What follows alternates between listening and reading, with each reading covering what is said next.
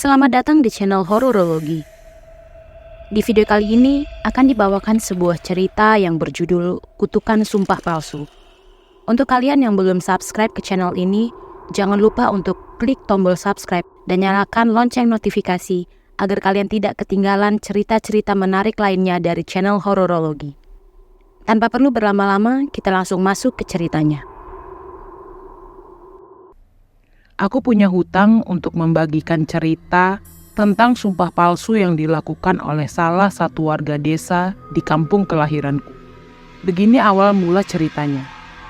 Seorang warga di kampungku, sebut saja namanya Bang Limin. Dia datang ke rumah kami pada sore hari, mau meminjam kapak untuk memotong ujung parangnya. Dan Bang Limin juga mau sekalian numpang menempa parang yang mau dipotong ujungnya ini. Pada waktu itu hanya ada aku dan Mama di rumah. Aku lupa bapak pergi kemana. Dari halaman rumah kami bisa mendengar suara Bang Limin memanggil-manggil bapak. Saat itu Mama menjawab bahwa bapak sedang pergi dan menyuruh Bang Limin untuk mencari alat yang dibutuhkan di tumpukan besi-besi di rumah kami. Dulu bapakku masih mampu menempa besi untuk membuat parang atau benda tajam lainnya, tapi kecuali keris. Semua benda tajam yang ada di rumah kami hasil kerja bapak sendiri. Tapi sekarang bapak sudah tidak mampu menempa dikarenakan usia yang semakin bertambah. Dari dalam rumah, kami mendengar Bang Limin memotong besi dan membongkar-bongkar alat kerja bapak. Dan setelah itu dia pamit pulang. Mama yang baru selesai beres-beres langsung keluar rumah untuk menemui Bang Limin. "Kok cepat, Min? Nggak jadi nempa parang?" Tanya Mama kepada Bang Limin. "Nanti aja, Bi, nunggu paman ada di rumah. Besok atau lusa aku kesini lagi." "Permisi, Bi." Setelah itu Bang Limin pulang. Malam harinya bapak baru sampai di rumah. Mama langsung cerita kalau tadi Bang Limin minjam kapak bapak. Besok atau lusa dia mau kesini lagi. Besok atau lusa dia mau kesini lagi kalau bapak ada waktu di rumah. Mereka itu kebiasaan. Setiap hari minjam ini itu, tapi dimintai tolong saja ada aja alasannya. Nanti kalau ada hilang di situ, gak ada yang mau ngaku. Terserah mereka saja, mau diangkut semua besi-besi itu silahkan. Malas mau negur orang sudah tua semua kayak gitu. Kata bapak yang tiba-tiba marah mengetahui Bang Limin yang datang ke rumah.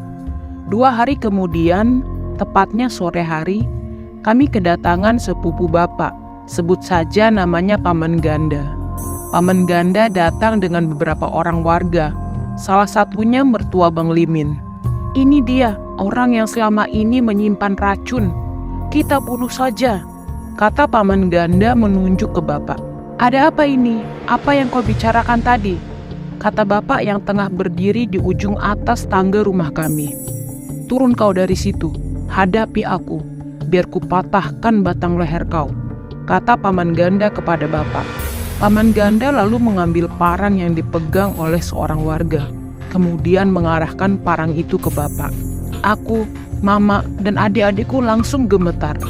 "Ma, tolong bapak, Ma. Kasihan bapak," kata adikku yang paling bungsu. Wajahnya sudah terlihat pucat. Bapak langsung mengambil parang dan turun ke tanah. Kami semua berteriak memanggil bapak, melarangnya untuk mendekat ke orang-orang itu. "Pak, jangan ke sana, Pak. Jangan, Pak." Tapi bapak tidak menghiraukan kami. Paman Ganda kemudian bilang ke warga lain untuk membakar rumah kami dan menembak kami yang ada di dalam rumah. "Tembak saja mereka semua, babat habis mereka. Jangan sisakan satu orang pun. Bakar mayat-mayat mereka dengan rumah reotnya ini," teriak Paman Ganda. "Kau dulu yang maju, jangan membuang waktu dengan teriak," kata bapak sambil mengeluarkan parang dari sarungnya. "Kalian jangan ada yang turun. Kamu jaga adik-adikmu. Kalau ada apa-apa, bawa adik-adikmu pergi dari sini. Kau dengar?" Setelah bapak berkata seperti itu, Mama langsung turun ke tanah berusaha menghentikan mereka. Aku cuma bisa menangis dan memeluk kedua adikku. Seandainya itu benar terjadi, kami juga tidak mungkin selamat. Tidak ada jalan keluar dari sana selain melewati keramaian itu. Namun akhirnya ada seorang warga yang angkat bicara. "Sudahlah, sudah. Tidak seperti ini cara memecahkan masalah. Kau seperti orang kesetanan, padahal yang sakit juga bukan keluarga kau. Kenapa kau jadi murka seperti ini? Seolah kau memanfaatkan kami untuk membantu menghabisi mereka." Mendengar perkataan salah seorang warga yang datang tadi, akhirnya Mama pun bertanya, "Siapa yang sakit?" Mereka menjawab Bang Limin yang sakit. "Memangnya Limin sakit apa? Kenapa kalian tiba-tiba menuduh suamiku menyimpan racun? Apa hubungannya dengan Limin?" Seorang warga yang menahan paman ganda tadi mengatakan, "Sepulangnya Bang Limin dari rumah kami, malam harinya Bang Limin demam. Kemudian kakinya terasa sakit, lalu besok harinya kakinya mulai membengkak. Sudah 2 hari sejak pulang dari rumah kami, Bang Limin terus-menerus muntah, bahkan sudah tidak bisa bangun dari tempat tidur, layaknya seseorang yang lumpuh." Mendengar itu, Bapak menjadi geram dan menantang siapa saja yang menuduhnya untuk melakukan ritual sumpah dengan darah babi kampung, ayam kampung, dan air rendaman beras kunyit. Warga yang mendengar itu pun langsung seketika ketakutan, karena resiko dari ritual itu sangat mengerikan. "Jangan sampai pakai sumpah-sumpah, berbahaya. Bicarakan baik-baik saja dengan Limin dan keluarganya. Dan untuk paman ganda, sebaiknya diam saja. Jangan makin memperkeruh keadaan.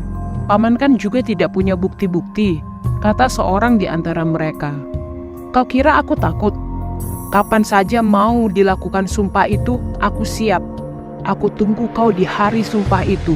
Kubunuh habis keluargamu kalau sampai kau tidak datang," kata paman ganda yang emosi kepada bapak. Warga kemudian bubar dan Mama pun langsung terduduk lemas. "Ya Tuhan, gak ada habis-habisnya masalah datang ke keluargaku. Aku dan adik-adikku hanya bisa melihat Mama dan Bapak, tidak tahu mau bicara apa. Ma, aku takut." Kedua adikku masih sesenggukan. "Gak apa-apa nak, gak apa-apa. Tuhan lindungi kita. Doa aja ya nak. Sudah jangan nangis." Mama berusaha menenangkan kedua adikku, padahal Mama pun masih belum stabil nafasnya. Pada malam hari saat kami hendak tidur, Mama dan Bapak mengobrol di luar kelambu. Aku dan adik-adik saat itu sudah masuk kelambu, tapi aku belum bisa tidur karena masih sangat ketakutan. Aku takut mereka datang kembali dan benar-benar membakar rumah kami. Di malam itu, aku bisa mendengar Mama berbicara kepada Bapak. Mama menanyakan kenapa harus mengusulkan sumpah itu. Sumpah itu sangat berbahaya dan resikonya sangat mengerikan.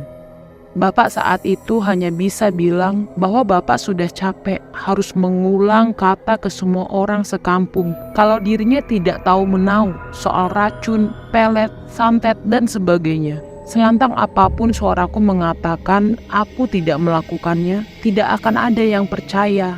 Kalau ada yang percaya, pasti tidak akan ada kejadian seperti tadi. Mendengar perkataan Bapak, sebenarnya aku sangat setuju dengan Bapak. Warga yang tidak banyak bicara hanya mengikuti siapa yang paling berani saja. Tidak peduli gosip itu benar atau tidak. Yang penting main aman, jadi pendengar atau penonton saja. Bapak yang sudah di taraf sakit hati sekali dengan paman ganda, mau menemui kakek jubah yang merupakan manang di kampung sebelah. Ada banyak kampung tetangga, banyak juga manangnya. Tapi yang dekat untuk dikunjungi hanya kakek jubah. Beliau adalah manang tua di kampung sebelah. Keesokan harinya, Bapak bicara dengan ketua adat setempat, meminta izin untuk mengundang kakek jubah untuk memimpin ritual sumpah yang akan diadakan nanti. Ketua adat kami pun setuju dan beliau mempersilahkan. Mungkin karena takut dianggap berpihak ke paman ganda, jadi ketua adat kami ikut saja. Yang penting semuanya aman. Akhirnya seminggu pun sudah berlalu. Kakek jubah sudah menyiapkan persyaratan untuk ritual sumpah ini. Pada hari yang sudah ditentukan, semua warga berkumpul di persimpangan jalan yang merupakan titik utama di desa. Semua warga di sana diwajibkan hadir di tempat itu. Hanya anak-anak yang tidak diperbolehkan main di sekitaran tempat itu. Takutnya terjadi perkelahian antar warga dan anak-anak bisa kena imbasnya. Aku melihat mereka dari kejauhan sambil menangis melihat bapak berdiri di sana bersama mereka. Di tempat itu sudah ada seekor babi kampung yang masih hidup, seekor ayam jantan kampung yang masih hidup, dan bambu yang ditancapkan di tanah dengan ujungnya berbentuk corong, daun sabang entah berapa lembar, dan di lembaran daun sabang itu ada coretan berwarna putih dengan tulisan yang aku sendiri tidak tahu apa artinya. Lalu di tengah mereka ada sebuah baskom besar yang diisi penuh dengan air. Mungkin disitulah beras dan kunyit itu disatukan. Dalam ritual ini, siapa saja boleh ikut, kecuali anak-anak. Perempuan dan laki-laki dewasa diperbolehkan untuk ikut, kalau mau dan kalau berani. Setelah semuanya siap, kakek jubah lalu memulai ritual dengan kalimat yang diucapkan seperti sebuah mantra. Dan setelah selesai, kakek jubah meminta beberapa orang untuk menyembelih babi dan ayam kampung. Lalu darah itu dimasukkan ke dalam baskom, disertai dengan pengucapan kalimat seperti mantra tadi. Kemudian air dalam baskom itu diaduk dengan ujung daun sabang. Dan setelah itu, kakek jubah meminta siapa saja yang siap dan berani untuk membasuh wajah dan tubuh mereka dengan air dari dalam baskom ini sambil mengucapkan sumpah. Sumpah yang harus mereka ucapkan adalah, "Aku bersumpah tidak meracuni siapapun dan tidak menyimpan racun apapun. Jika aku berbohong, maka seluruh tubuhku akan membusuk sampai aku mati." Setelah mengucapkan sumpah itu, harus membasuh lagi wajah dan tubuhnya dengan air dari dalam baskom. Kemudian bergantian dengan warga yang lainnya. Setelah bapak selesai mengucapkan sumpahnya, sekarang giliran paman ganda. Setelah mengucapkan sumpah, paman ganda pun mengangkat baskom itu dan menuangkan semua isi baskom dan membasuh tubuhnya. Akhirnya ritual sumpah itu pun ditutup oleh kakek jubah lagi dengan mengucapkan mantra penutup atau memulangkan semua makhluk halus yang sudah dipanggilnya. Semua makhluk halus yang diundang lewat mantra di awal tadi harus mengenali wajah-wajah orang yang ikut melakukan ritual ini. Semua itu bertujuan untuk memberitahukan siapa yang salah dan siapa yang berbohong. Karena setelah selesai ritual, para makhluk halus inilah yang akan meneror siapa yang berbohong, menyiksanya sampai kesakitan supaya bisa disaksikan oleh banyak orang bahwa dialah pelaku sebenarnya. Dipercaya juga, para makhluk halus ini tidak akan salah sasaran dan tidak bisa dihentikan oleh manang sekalipun. Mungkin hanya pemimpin suatu agama yang ilmu agamanya tinggilah yang bisa membantu. Tapi untuk sembuh bisa dikatakan tidak mungkin. Bukan meremehkan kuasa Tuhan, tapi karena si pembohong memang tidak mempercayai Tuhan, makanya dia bisa berbuat demikian. Singkat cerita, setelah beberapa minggu semenjak ritual itu, saat itu aku sedang main ke lapangan voli, sedang menyabuti resam di pinggir jalan untuk aku buat kalung mainan. Tanah yang ditumbuhi banyak resam ini adalah milik paman ganda. Ketika aku sedang menyabut resam, aku mendengar ada seseorang yang batuk serak dari arah lapangan voli di belakangku. "Lagi nyari apa kok di situ?" Aku langsung menoleh ke sumber suara, dan ternyata itu adalah paman ganda. Aku lagi ngambil resam, paman." "Paman dari mana?" "Dari sana, habis nyari pinang. Jangan kau cabuti semua itu, kulitnya tajam, nanti jadi sampah di situ." "Iya paman, ini cuma dikit aja." "Paman kenapa kok pakai tongkat?" "Sakit kaki," paman menjawab singkat. Aku melihat paman berjalan sambil menenteng plastik hitam. Paman terlihat kesakitan ketika melangkahkan kakinya. Waktu itu aku menawari bantuan ke paman karena jalan di depannya ada parit dalam. Kelihatan sekali paman kebingungan mau turun dari parit itu. "Bisa nggak paman? Sini ku tahan, biar paman bisa turun pelan-pelan." "Nggak usah, aku bisa sendiri." "Oh, ya sudah kalau gitu paman." Sambil membuat kalung mainan, sesekali mataku melirik ke paman. Dia masih belum bisa turun dari tadi. "Turun aja paman, sini ku bantu." "Badanmu kecil, tidak mungkin mampu menahan tubuhku." "Bisa paman, pelan-pelan saja, yang penting tidak jatuh." "Kau ambilkan saja papan untuk aku turun dari sini," perintah paman ganda kepadaku. Aku segera mencari papan di sekitaran situ. Ada 2 lembar papan yang tersembunyi di dalam rimbunan resam. Aku segera menarik papan itu dan kemudian membuat titian di parit. Kau mau bunuh aku ya? Mana bisa diinjak kalau papannya gantung begitu? Cari alasnya, taruh di bawah papan itu. Cepat, sudah pegal kakiku. Iya sebentar paman. Aku lalu mengambil kulit kelapa yang ditumpuk di dalam lubang pembuangan sampah di dalam kebun paman Ganda. Aku sering main di sini, jadi tidak takut masuk ke dalam kebun. Kemudian aku berlari membawa kulit kelapa itu, lalu kemudian kususun di bawah papan. Sudah paman, aku coba dulu ya titiannya, kuat atau tidak. Dengan melompat di atas titian, aku rasa sudah cukup aman, sehingga aku pun mempersilahkan paman Ganda untuk lewat di atasnya. Awas kau, biar ku coba.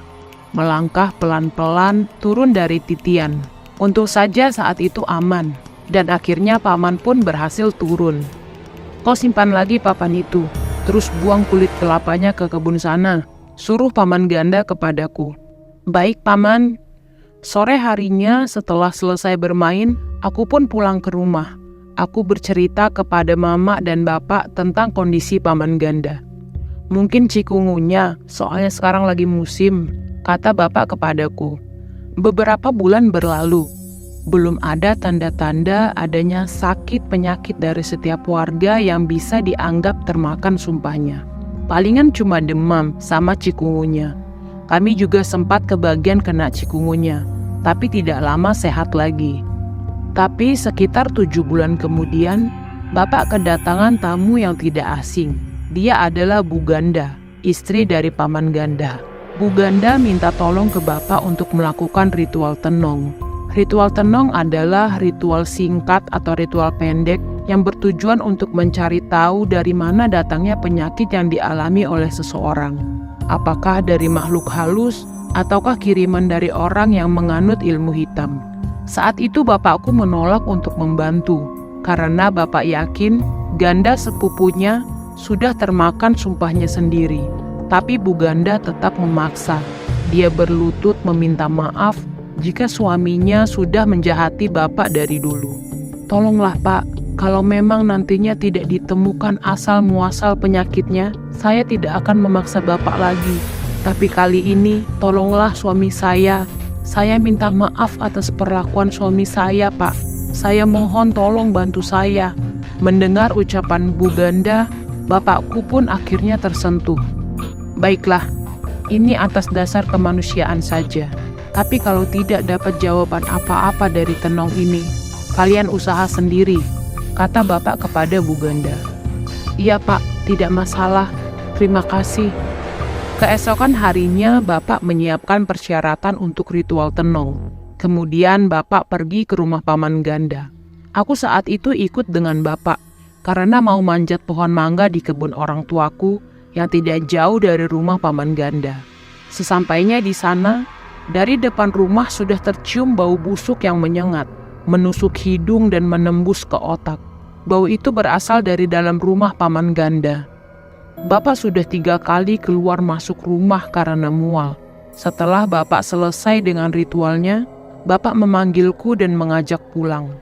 Dalam perjalanan pulang, kami sudah melewati 3 buah rumah setelah rumah paman Ganda. Tapi bau busuk masih saja tercium. Aku saat itu memberanikan diri bertanya kepada bapak, apa yang terjadi dengan paman Ganda. Bapak bilang, paman Ganda mengalami sakit kaki, dan dari pori-porinya keluar cairan yang berbau busuk. Loh, kok bisa pak? Terakhir ketemu paman, dia masih bisa jalan, meskipun harus pakai tongkat. Bapakku hanya diam dan tidak menjawab. Sesampainya di rumah, mama juga langsung bertanya ke bapak, apa yang terjadi dengan paman Ganda. Saat itu bapak hanya mengatakan bahwa paman Ganda sakit kaki sampai tidak bisa bangun dari tempat tidur. Apa memang begitu penyakit orang yang termakan sumpahnya, Pak? Tanya mamaku. Bisa iya, bisa juga tidak. Entahlah, aku belum pernah menyaksikan langsung kejadian seperti ini. Yang aku tahu, orang yang termakan sumpahnya akan sakit dalam waktu yang lama, kemudian meninggal. Semoga saja dia bisa sembuh, biar bisa tobat dulu. Bapak tidak tahu pasti penyakit yang bagaimana yang akan diderita seseorang yang termakan sumpahnya sendiri. Lagi pula, di kampung itu memang sudah banyak yang sakit kaki sampai tidak bisa jalan. Jadi Bapak masih tidak yakin apa yang dialami Paman Ganda ada hubungannya atau tidak dengan sumpah saat itu. Selama Paman Ganda sakit, Bapak sudah 3 kali menjenguk, tapi tidak ada perubahan yang baik. Malah semakin parah, sampai seluruh badan Paman mengeluarkan cairan nanah yang sangat bau. Bapak sampai menangis melihat Paman cuma bisa memutar kepala saja. Mulutnya pun sudah susah dibuka, dan tidak ada kalimat jelas yang bisa diucapkannya. Kau terlalu keras kepala, terlalu berani. Aku hanya bisa menjenguk, tapi aku tidak bisa membantumu. Aku lupakan semua masalah kita sebelumnya. Aku turut bersedih dengan keadaanmu sekarang. Bertahanlah, semoga ada obat untuk membantumu, kata Bapak kepada Paman Ganda saat menjenguknya. Bu Ganda yang senantiasa menjaga suaminya mengatakan kepada Bapak, "Mustahil Pak, saya sudah pasrah. Saya siap kalau suatu hari nanti dia pergi. Saya sudah minta tolong ke beberapa orang Manang, tapi tidak ada satupun yang bersedia membantu. Jangankan menjenguk, mereka malah terus-terusan bilang, ini karma yang harus diterima suami saya. Saya mau marah tapi percuma. Tidak ada hak saya untuk melarang mereka berbicara buruk tentang dia. Saya justru berterima kasih sama Bapak sebagai sepupu dari suami saya. Bapak masih ada niat baik untuk menjenguk dia." Bu Ganda menutup perkataannya dengan isak tangis. Setelah beberapa bulan berlalu, Paman Ganda masih tidak membaik. Bahkan makin hari, kondisinya semakin parah. Luka-luka kecil di sekujur tubuhnya makin bertambah, dan cairan yang keluar dari luka-lukanya sampai merembes ke tikar. Bu Ganda harus mengganti tikar sehari 5-6 kali. Dan parahnya lagi, setiap membersihkan tikar alas tidur Paman Ganda, ada potongan daging kecil di tikar itu. Kadang ada juga ulat kecil yang menempel. Hal itu pun tidak bisa ditutupi dari warga, karena bau busuk yang makin hari makin tercium sampai ke rumah tetangga samping kiri dan kanan mereka. Berita mengenai kondisi Paman Ganda pun langsung menjadi topik setiap harinya bagi warga. Meskipun Bapak pernah berseteru dengan Paman, tapi Bapak tidak terima dengan ucapan mereka yang mengatakan kalimat azab, karma, dan kalimat kasar lainnya tentang Paman. Terima kasih sudah mendengarkan kisah kali ini sampai di akhir video. Nantikan kelanjutan kisah ini di part selanjutnya. Sampai jumpa.